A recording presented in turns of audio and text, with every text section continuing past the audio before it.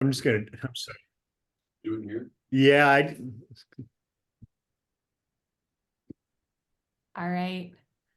While we get everybody in, let's talk about something fun. How about what plans everybody has for the weekend? That doesn't sound super fun, but maybe. Chuck, what do you have for the weekend? Anything big planned? no, we were in Tahoe last weekend, so this one's gonna be pretty quiet. I'm planning on doing some work. Okay. We may get together with some friends, see some music, or go out and drink some wine. That sounds like fun. Rob, Mhm. do What you have about you, plans Melissa? this What are you weekend? doing, Melissa? Golf? I have a date with my husband this weekend, so that is a lot of fun. And we do like date days because we don't do them very often. So we have like 2 p.m. On where he's got like, a whole day planned for us. We're gonna do a little top golf. We're exploring a museum in Austin, and um, doing, dinner, those sort of things. What How about you, museum? the Museum of Illusions? Wow. I've not been before, but I'll let you know how it goes. Yeah. Rob, Sure. do you have anything big planned? I'm dabbling in magic and illusions, and I'm trying to conjure up a chicken next to me, which doesn't exist. So if you happen to see a chicken, it's actually an illusion. It's an illusion. Okay, I actually see a chicken. I thought I was going Ah, crazy there for a minute, but I do see a chicken. You're magical, Rob. I am magical. And I could, if you said, hey, pull up conjure up a lunchbox with That is so fantastic. How what? in the world did you get that? Well, uh the company that I'm visiting here in Boise, Premier Mortgage Resources, is having a lunch at this place called the Jump, the Boise Jump. And for some reason, they decided to have lunch boxes for your box lunch. So Okay. I snagged this one, which, if you've read about his family's, like the estate, it's not a good situation. Right. I think they lost all their money. But this center was built in downtown Boise by the Simplot family, J.R. Simplot. And if you know anything about McDonald's French fries, many, many, many, many years ago, Simplot shook hands with Ray Kroc, who started McDonald's, uh, to supply McDonald's with potatoes to make their French fries. And uh, the rest is That worked the out pretty rest is well. history. Okay. So That sounds like that works out really well. really, and the there are behind me these playful giraffes. Oh, I see. It's a family, it looks like. Yes. Aw, So they're beautiful. yeah, the lighting doesn't quite work for the purposes of the Zoom call, but I do have the chicken next to me. I still have to So, understand why in the world there's a chicken and giraffes in the same space. It doesn't quite seem to go well, but maybe if you just conjured it there, it was not there to begin with, and there it's you just go. There you go. It's the okay. Well, African farm animal exhibition. All right. Well, can I kick us off? Are we okay with that? All please right, do. let's start talking about some mortgage stuff. Good afternoon, everybody. I'm Melissa Langdale. I am the president and COO of the Mortgage Collaborative. We are so glad that you are with us today. As always, joined by Rob Chrisman. This week, I am joined by Chuck Iverson at Mason McDuffie Mortgage. Chuck, thanks so much for joining us today. Thank you for having me. Absolutely. For those that don't know much about Mason McDuffie, why don't you share a little bit about who you guys are, what makes you different? As the president, obviously you have your hands in a lot of things that Mason McDuffie does. So we'd love to hear a little bit about your story, and then we'll kick off with some fun questions. Yeah.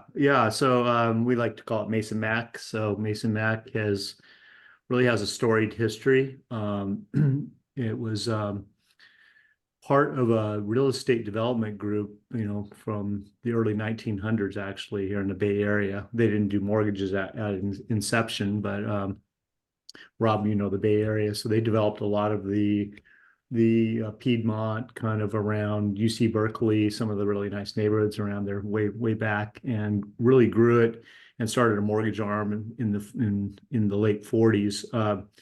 The company has been sold a couple times and restarted, and there was a lot of that. The current iteration of it started in 2005. 100% retail. Was founded by Herb Tasker, who was a former MBA chairman. And I've been here 3 years. It's really just a great firm. We have just a genuine culture. We really try to get deals done for our origination teams. We've got a great group of originators that span mostly the western half of the U.S. We have some folks out there on the East Coast, a few of them. There's not really anything differentiating. I always get that. Like, what's your, back, there was this whole thing in marketing, your unique selling proposition, and Yeah. I think I read that book at a former company, and I'm like, how in the heck do you solve that in mortgages? And will you stay in business if you do? Because it's probably some product that you can't sustain. So, but it's really just the overall recipe of your culture, the service mentality, how you coordinate sales and operations working together. Of course, capital markets execution is always super important. And this company had really two legends, Bill Godfrey and Jack Radin. That Bill's retired and Jack Radin is here, and Rob knows both of those gentlemen. Jack's ran capital markets for a very big organization. So when I got here, I was really pleasantly surprised at the sophistication we have in capital markets, the tech stack, all those things. And so now we're just trying to grow the footprint, and at the same time, we continue to evolve the modern mortgage experience, as well as, how to manufacture it more efficiently and with less cost. Yeah. Yeah. One of the things that people always talk about as a differentiator is around customer experience. And Rob wrote a little bit about this. I think the Stratmore Group has a customer experience study that they do I think it's every year. It might be multiple times a year. Rob, you correct. Yeah. But there is something to be said about customer expectation shifting pretty drastically over the last couple of years, particularly since COVID, when Amazon effect kind of happened, and we can order anything on our phone and have it delivered right in a couple of hours. And so the mortgage experience as a whole, people are starting to understand less and less why it still takes 30 days to get from point A from app to closing, right? So I'm always curious to ask leaders like yourself, when it comes to like customer differentiation, does technology really enable that, or is it really the same, the same thing we've always talked about with finding really good people who reflect your value proposition and are, a good part of your culture that reflect that out into the marketplaces? Would just love to hear your thoughts on how you approach that as a leader. And me or Rob? Yeah, Hugh. Yeah, well, you need both in today's marketplace. I think that, and it's been ongoing in that. And it's funny you say Amazon, because I used to use FedEx not that long ago as the example. So the instant delivery of services with I would also put self-service in that framework. Like, not too many people go in the bank anymore. Not too many people even go to the ATM anymore, which was the first self-service, so it just continues to kind of move forward. So you have to have that. In particular, I think that, obviously point of sale was over the last decade been a high point of focus in the digital mortgage experience. The first digital mortgage experience, which was here in San Francisco, I attended, and that was really all about point of sale at that time. So you really need a good experience for that.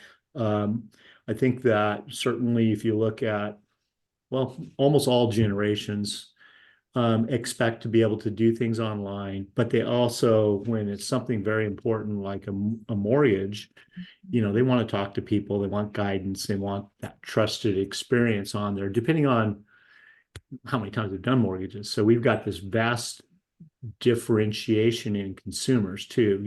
We may have homeowners here in the Bay Area that have done 10 refinances, to someone who's buying their first home. You have borrowers that have English as a second language. You have, all these different experiences that are out there. And so you have to really kind of cater to those. So, so far the, a highly experienced or informed loan officer that's very proactive, coupled with good digital technology, I think is the recipe. And I left out I think the closing experience, certainly the digital closing experience, in my viewpoint, is a better customer experience. I'm not sure everyone agrees with that, but from my own experience, we bought a place during COVID, and it was pretty horrible. I mean, we were trying to sign, we went to my office, which nobody else was coming into, and all masked up and gloved, the notary was gloved up, and Yeah. I'm asking questions from across the room, and no one wanted to get near each other, so I think a digital experience was way better than that. And then I guess the last thing is, I think that, so you still need this person to person contact and advice, and certainly, setting the right expectations. But it doesn't have to be face to face anymore. That's clear. Obviously, we're doing this right here. Most of my staff doesn't come in anymore. And I think a lot of consumers and originators communicate through all mediums, So I hope at one point they jump on a call and see each other and get a little bit of that experience, a Teams or a Zoom call. But they're texting and emailing and calling, and there's obviously a lot of social media in terms of marketing and staying engaged with people as well too. But the experience itself, I think, has to be, two highly integrated processes: the digital experience with the human touch. Yeah, I 100% agree with you. Rob, do you agree? I do. Yeah. Obviously I wanted to touch on one quick thing, Chuck, too, because you have a little bit of a background in wholesale, and there has been a trend over the last couple of years, really, as it's gotten easier for LOs to kind of top producing LOs to step into the broker space.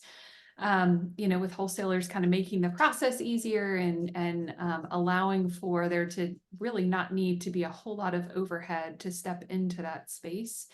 I'm just curious how you're considering that in your strategy in the future. Would love to hear kind of, your insights, obviously with your background in wholesale as well. How are you competing against that? What do you see that, where do you see that going in the future as well?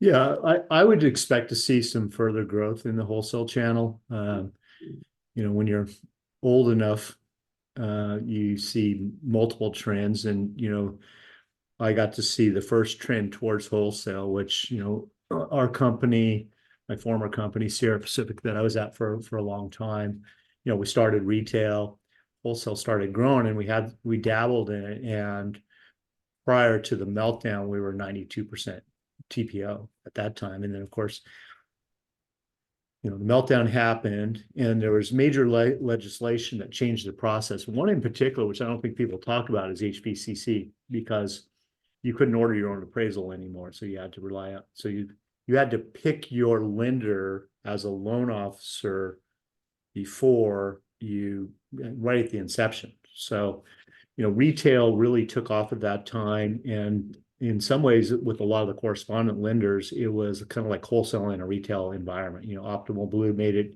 easy for the loan officers to best X. And we still allow our loan officers to kind of price to investors and best X. But that was the rise in retail. Now with wholesale, obviously United Wholesale, part of the brilliance of their strategy was giving an identity to a broker community. Mm-hmm. And because I think people are tribal, and part of the reason why someone wants to be part of Mason Max, they want to put on the uniform.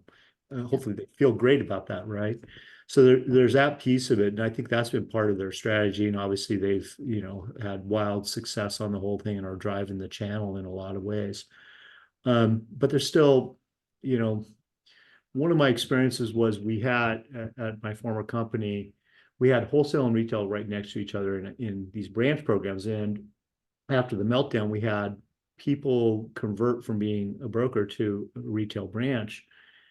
And they actually had a little bit worse price, but used some of the same operations people, but they were way happier. And I'm like, why is that?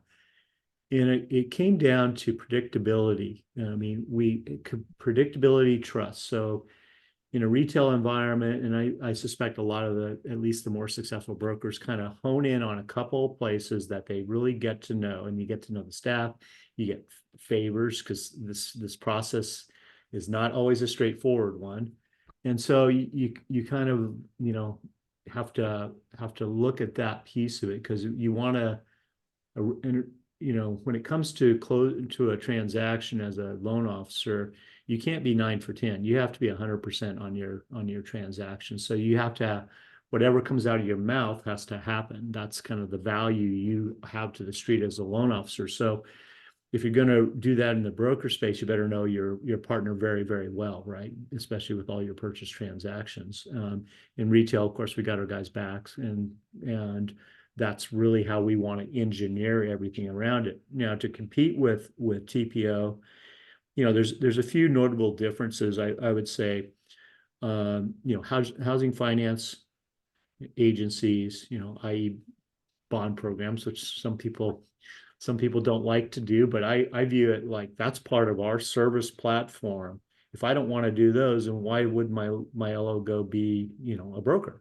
Yeah. Obviously, we do, custom panels of appraisers, and we just try to make as many differences in the process that are unique for those loan officers to have this predictable experience for their customers, and that's what keeps them here.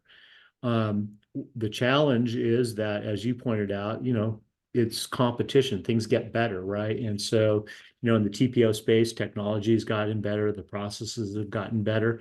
And so it's incumbent upon us to make sure that we're growing our digital technology, that we're not antiquated, and that we can provide to our LOs as good an experience as they can get from the TPO space, because it's getting better and better.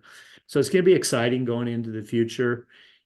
All the channels are very heavily challenged right now.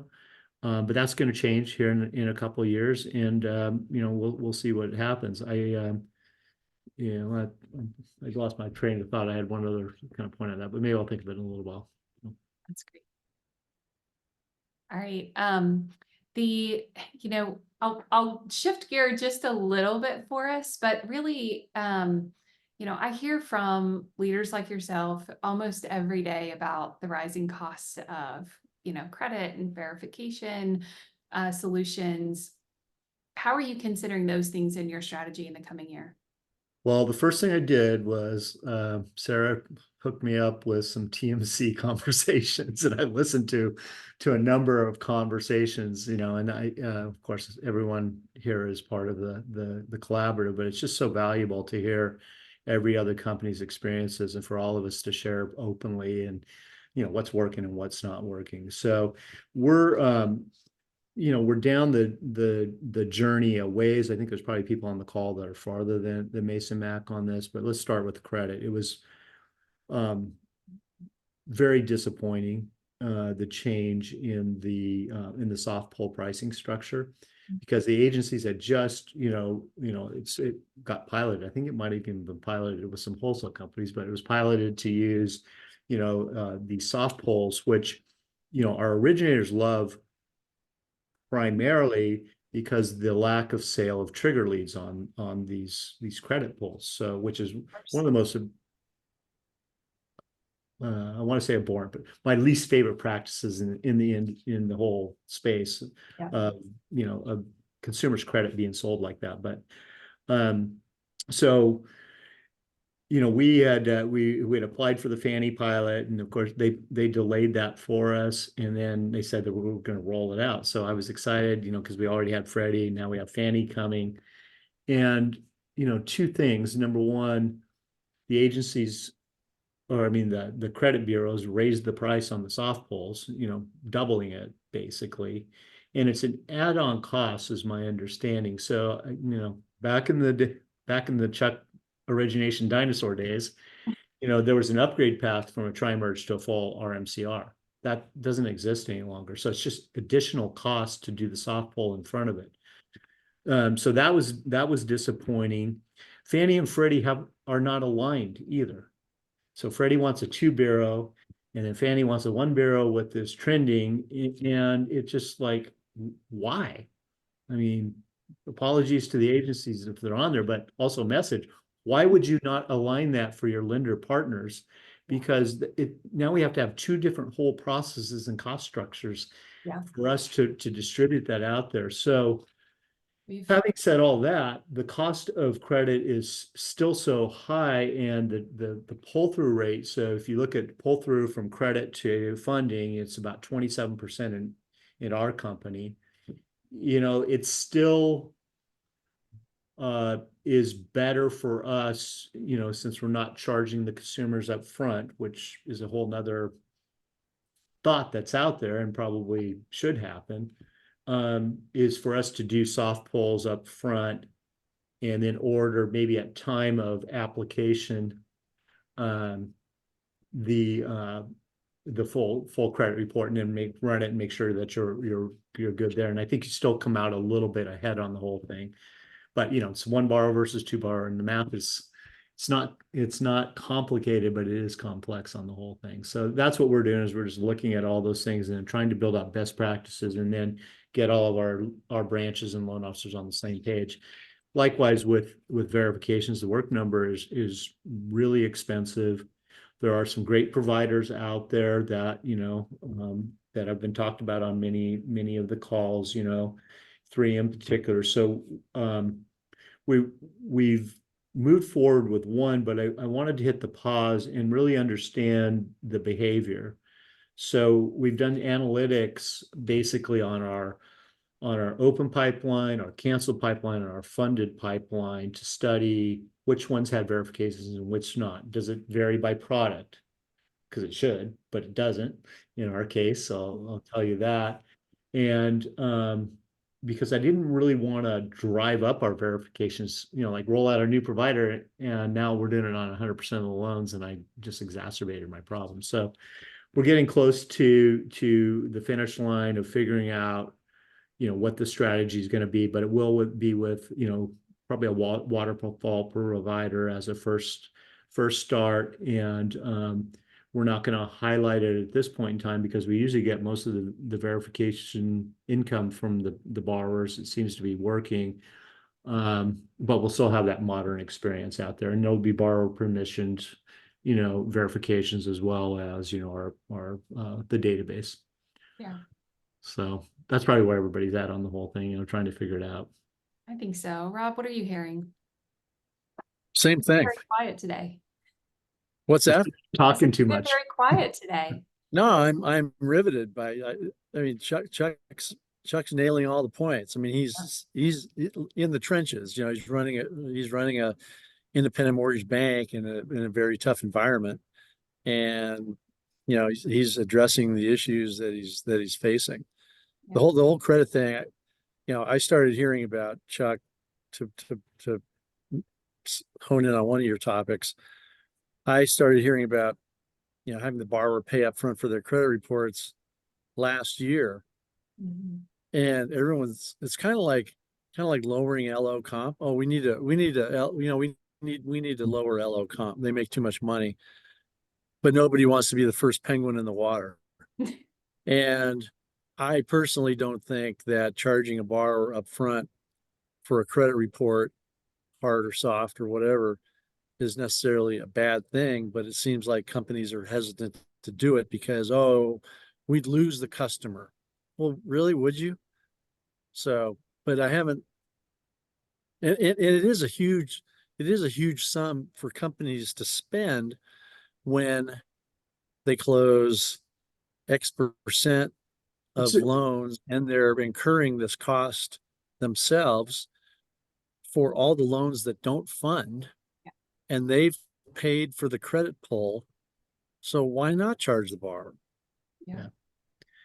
Yeah, I mean, this will put it in perspective. At the ratios that I was talking about, it drives up the cost of credit on a funded transaction to between $300 and $400.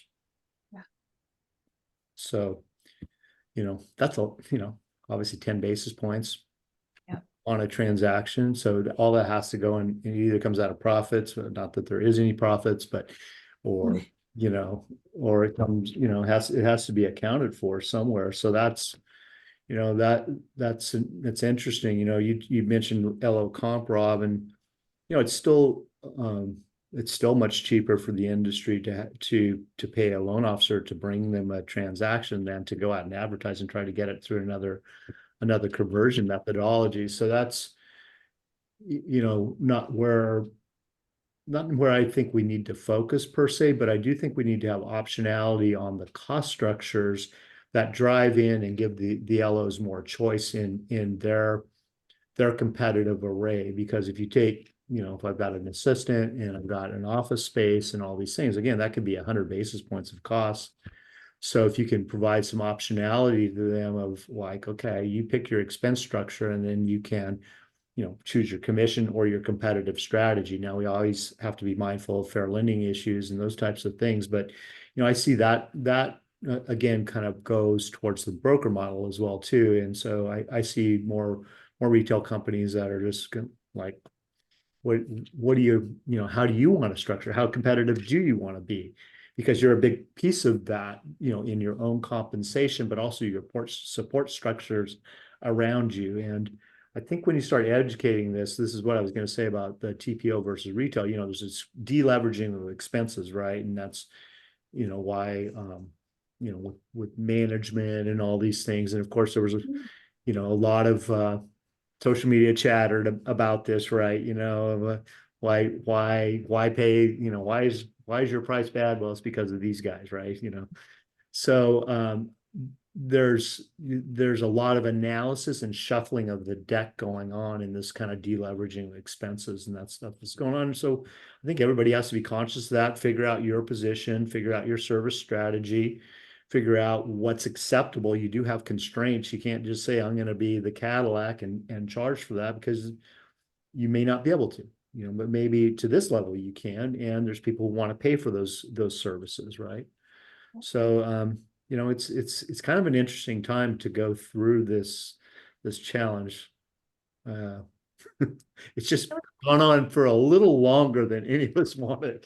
I can understand.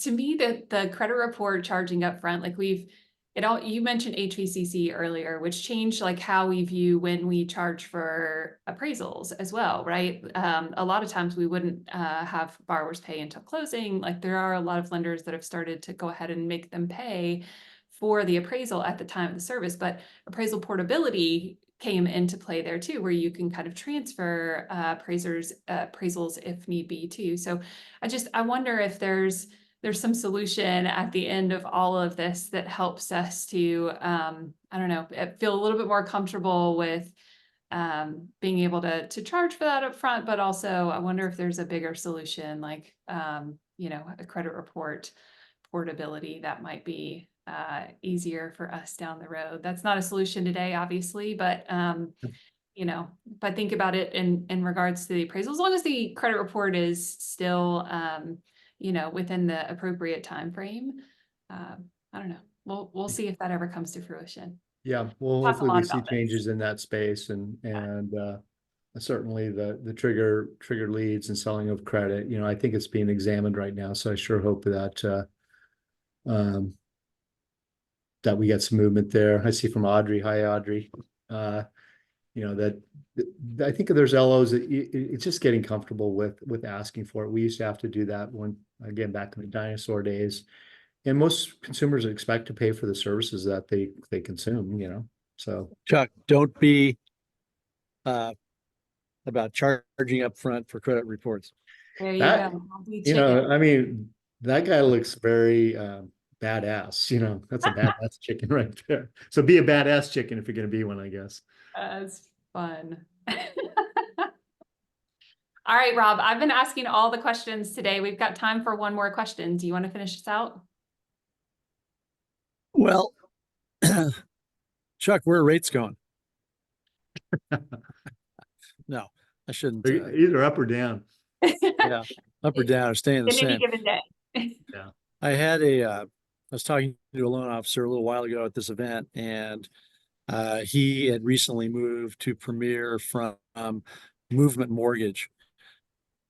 And Melissa, I probably should have asked you if you were if Movement Mortgage is a TMC entity, but I asked him why he moved, and he said, this company offered a couple products that were different.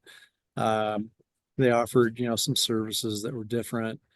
He said the pricing is kind of the same, but to his point, he really made the move because he felt that the company provided a great amount of backup to what he was trying to do.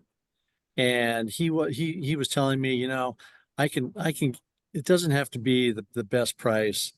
They don't have to have all the cutting edge products, but in terms of just helping him accomplish his goal, he felt that this company was the place to be. He's down in Southern California. You see loan officers moving all the time, coming and going. What is the driving factor now that you're seeing loan officers or even branches making a move from A to B or B to A? Yeah, it's usually some form of change or a perceived lack, I think, so there's there's a lot to that, Rob. The esteemed gentleman I work for, who owns our company, who is a finance professor, he says that, only great small companies become large companies, but it's very, very hard for large companies to remain a great company per se. And that's not to slight a bit about any big companies, but you change, and it's fine. You just have to know that that's, this is a big animal and this is a small animal. So I do see people moving that they want to know everybody they work for because they can get what they need, in like that gentleman's case. I'm pretty sure he could pick up the phone, talk to the owner, head of operations, anything. And that's the way that we are. So that's one of the things. There's been a lot of obviously change with management and different things like that. Sometimes originators and teams change because they're being asked to lower expenses and they don't want to do those things. There's concerns about the viability of the company. There's pricing challenges that I see out there. If I had any counsel for leaders out there right now, I would just say engagement is the key. If you want to retain your people and you want to grow with people, then you just need to be engaged in reels. Like what's going on? What's the challenges? And I really try to get all of our leaders to do the same with our operations partners and everything, especially in this remote work environment we're all in right now. It's easy to say, Rob's good. He's got his chicken to keep him company. So I don't need to check in with Rob, right? He'll tell me if he's got a problem. Well, he may not. And that chicken could be a recruiter for another firm, and all of a sudden, he's down the road. And so I just think that there's hundreds of reasons why people leave. Now, at the same time, I'm not an advocate of change just for change sakes. And Rob, you've been in this industry, and I've been blessed to work. I worked for one company for 22 years, especially during the meltdown. I saw, peers, of my talent or greater that were displaced and then went from job to job. But I have noticed in the sales world that there's something to be said about digging in and staying at a place. Yeah, maybe the current flavor is like kind of rubbing you a little the wrong way, but can you work through it? Should you raise your hand too? Because an engagement should be a two-way street. I'm sure your company does care about you. They got things going on. So, I don't even know if I answered the question or not, but that gives You know, you did. kind I of- think people make moves for small reasons Mhm. or big reasons, right? Yeah. So And there's I been knew a that- lot I of, knew those and giraffes of would- course we've seen, acquisitions now, and I think we were going to talk a little bit about that. We've seen closures, like with Finance of America, which was in Flagstar really delevering their entire retail platform in a day, which I thought was the the most one of the most abnormal moves I've seen, because it wasn't like a closure, so it was intentional. But man, to disrupt that many people and consumers in one day was really astounding to me. So, I think that you see M&A acquisition, and it's people may not want to work for the one, or that's just enough cause for them just to check in with themselves, say, am I happy with this current structure? Or do I want to open myself and see what else is out there? So change is really kind of the thing that's going on. Obviously the broker world, some originators are all struggling. I mean, people, $100 million producers are doing $10 million. It's astounding, the lack of activity and that's out there. And so, losing a deal hurts. And so losing one deal, the price might drive you to look at the broker model.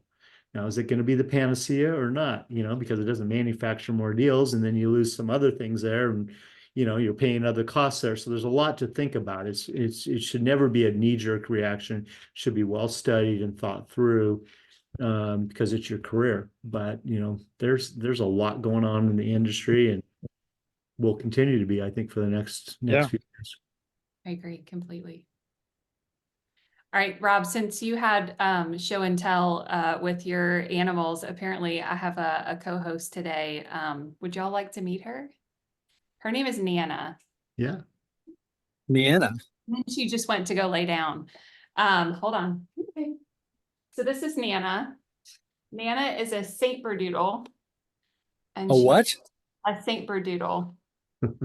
And sorry, as I was sitting here talking, she was over at my side, like putting her hand on things. So I had to do a little show and tell. She likes the camera. Everybody needs a doodle in their life. Everybody needs a doodle. Well, so her name is Nana because of, and now she's literally pushing me away, because of Peter Pan. So fun story. Peter Pan, the dog in Peter Pan was Saint Bernard. So. All right, everybody, we are right up at time. Chuck, thank you so much for joining us today. Fantastic. Thank you for having me. Loved your insights, and thank you for being a part of TMC. And we really appreciate your support, and look forward to seeing all that you guys can continue to accomplish in the coming year. And Rob, always thanks for joining us, and everybody here. Look forward to seeing you guys again next week. Have a great weekend, everybody. Thanks, Rob. Thank you, Chuck.